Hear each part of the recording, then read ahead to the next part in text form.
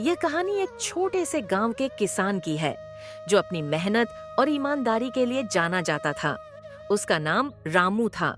रामू एक साधारण किसान था जिसके पास थोड़ी सी जमीन थी जिस पर वह खेती करता और अपनी पत्नी और 2 बच्चों के साथ एक साधारण जीवन व्यतीत करता था। वह अपने खेत में कड़ी मेहनत करता और जो कुछ भी उपजता उसी से अपने परिवार का पेट पालता। रामू की जिंदगी सामान्य रूप से चल रही थी। वह संतोषी व्यक्ति था, परंतु धीरे धीरे उसके मन में लालच की भावना घर करने लगी। रामू हमेशा यही सोचता कि कैसे वह और ज्यादा संपत्ति कमा सके और एक धनी व्यक्ति बन सके। एक दिन जब रामू खेत में काम कर रहा था तो एक साधु वहां से गुजरा। साधु ने रामू को देखकर कहा, तुम बहुत मेहनती हो बालक, और मेहनत का फल अवश्य मिलता है। लेकिन मैं तुम्हें एक वरदान दे सकता हूँ जिससे तुम्हारी जिंदगी बदल जाएगी। क्या क्या सच में बाबा? कैसा वरदान? मैं तुम्हें एक ऐसा बीज दूंगा जो अगर तुम सही तरीके से लगाओगे तो सोने की फसल देगा।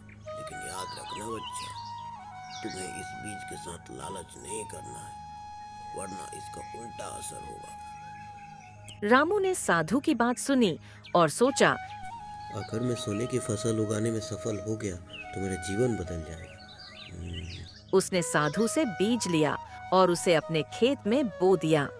कुछ दिनों बाद वह बीज अंकुरित हुआ और जल्दी ही सोने की चमकदार बालियां उग आईं। रामू की खुशी का ठिकाना न रहा। उसने उस फसल से बहुत सारा सोना इकट्ठा किया और अपने जीवन में पहली बार उसने महसूस किया कि वह अब गरीब नहीं रहा। रामू का लालच बढ़ता गया। उसे अब और ज्यादा सोने की भूख सताने लगी। वह साधु की चेतावनी को भूल गया और अपने खेत में और अधिक बीज बोने लगा। वह दिन रात यही सोचता कि कैसे वह और अधिक सोना पा सके। एक दिन रामू ने सोचा, अगर मैं इस पूरे खेत में बीज बो दूं तो अकूत धन का मालिक बन जाऊंगा।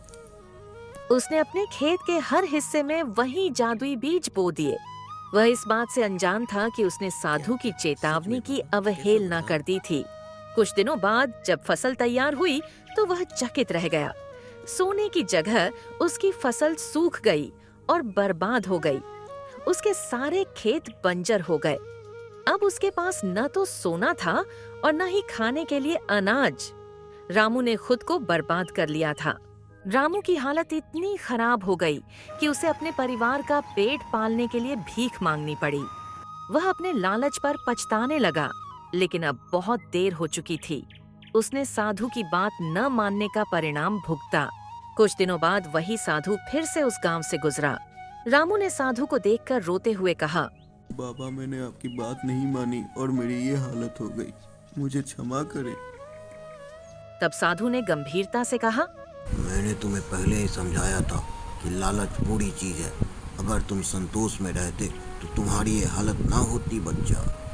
रामू की इस कहानी से यह सीखने को मिलता है कि लालच इंसान को कहीं का नहीं छोड़ता।